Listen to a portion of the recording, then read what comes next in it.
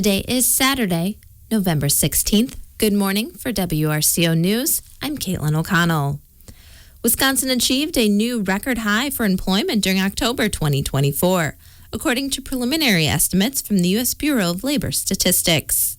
The new record for total employment released by the Department of Workforce Development breaks the record announced for September data and marks the sixth consecutive month record for state employment, highlighting the unprecedented number of workers participating in Wisconsin's economy. Preliminary employment estimates for October 2024 showed Wisconsin's seasonally adjusted unemployment rate remained at 2.9%, which is 1.2 percentage points below the national unemployment rate of 4.1%. In addition, the state's labor force participation rate increased to 65.7% in October, while the national rate ticketed down to 62.6%.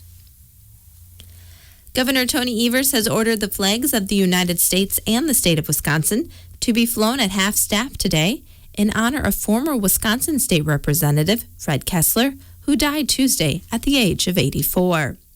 Former Representative Kessler was elected to the Wisconsin State Assembly as the youngest person to serve in Wisconsin State Legislature at the time and represented the 10th Milwaukee Assembly District from 1961 to 1963 and 1965 to 1972, and later the 12th Assembly District from 2005 to 2019.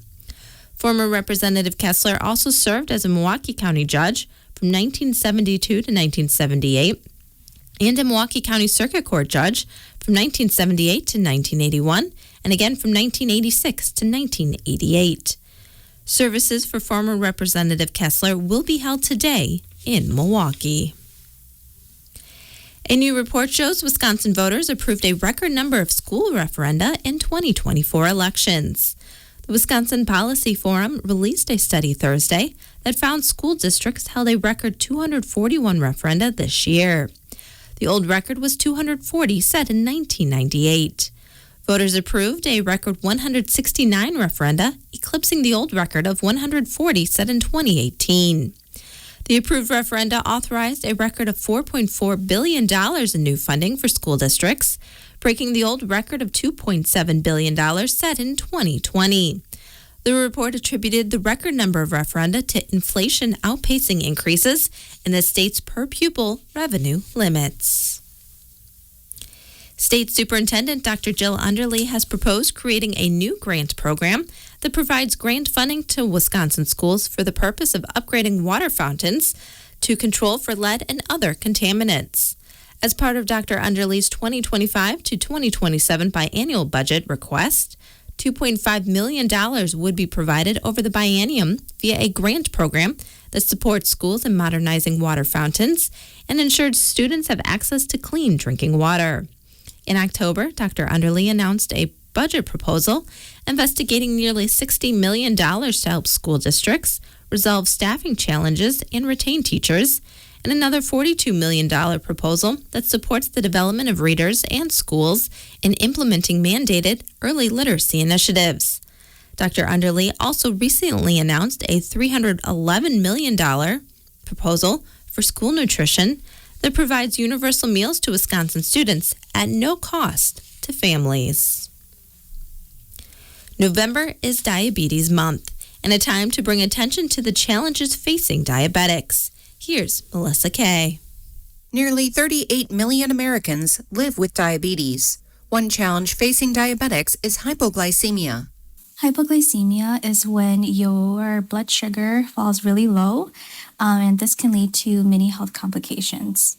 That's Aspirus Pharmacy resident Rebecca Tao. She said hypoglycemia can happen for many reasons. One reason is that your body might produce too much insulin, or if you are on insulin therapy. Insulin is a hormone that your pancreas makes that helps us use sugar for energy. Symptoms can vary, but you should know what to look for, as dangerously low blood sugar levels can pose immediate health risks if left unaddressed. Common signs and symptoms to look for are if you are feeling shaky, if you're feeling hunger, also if you have like a fast heartbeat, or if you're feeling dizziness. Rebecca said if you're feeling these symptoms, you should check your blood sugar level if you can. Then you should follow the rule of 15. Consume 15 grams of fast-acting carbohydrates, wait 15 minutes, then check your blood sugar again and repeat if necessary. It's important to listen to your body and know how to respond to low blood sugar episodes. The November Kickapoo Food Pantry will be open as usual today from 9 until 11 and on Monday from 4 until 6. Holiday food boxes will be given out. Please note, however, that due to the holidays, December dates for the pantry have been changed to Saturday, December 14th and Monday, December 16th. Sign up inside the Viola Municipal Building and volunteers will load your vehicle. For more information on the Kickapoo Food Pantry, you can call 608-632-271910. A busy food pantry in the Baraboo area is being forced to find a new space. Beyond Blast Pantry Executive Director Sharon Howley says the lease isn't being renewed, despite more families asking for help, typically an average of 600, but in the last few weeks the pantry has served more than 775 households. In 2023, the Beyond Blessed Pantry served 29,058 households for a total of 102,281 individuals. Over 2 million pounds of food was distributed, and over 13,000 volunteer hours were logged. The pantry has to relocate in January. Howley worries it will have to close during a typically busy holiday and winter season. If you don't have a building, you can't serve people.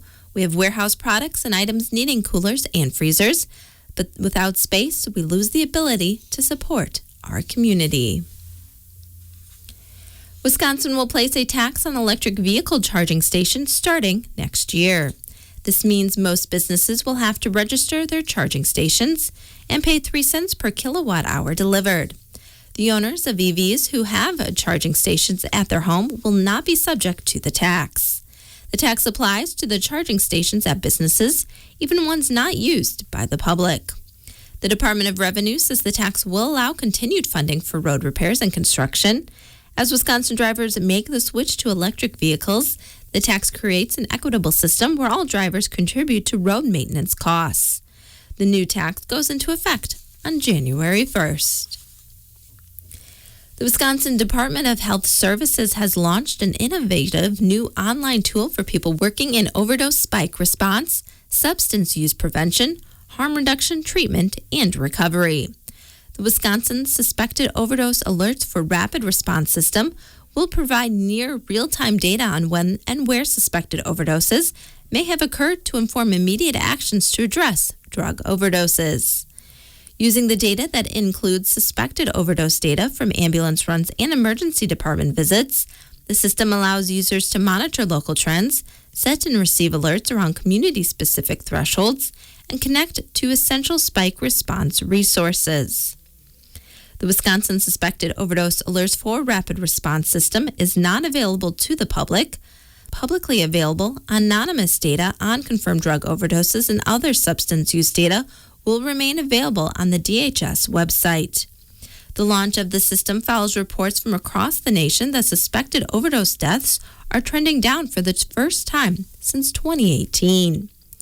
In addition to data tracking tools, like the Wisconsin Suspected Overdose Alerts for Rapid Response System, the DHS response to the drug overdose epidemic includes public education on how to talk about substance use to build supportive communities, free distribution of naloxone, the opioid overdose reversal medication, and drug checking supplies like fentanyl test strips, as well as investments in harm reduction response programs, additional treatment and recovery supports like mobile clinics, and programs that connect people who have experienced an overdose with people in recovery from a substance use disorder who support and guide the overdose survivor to better health and wellness.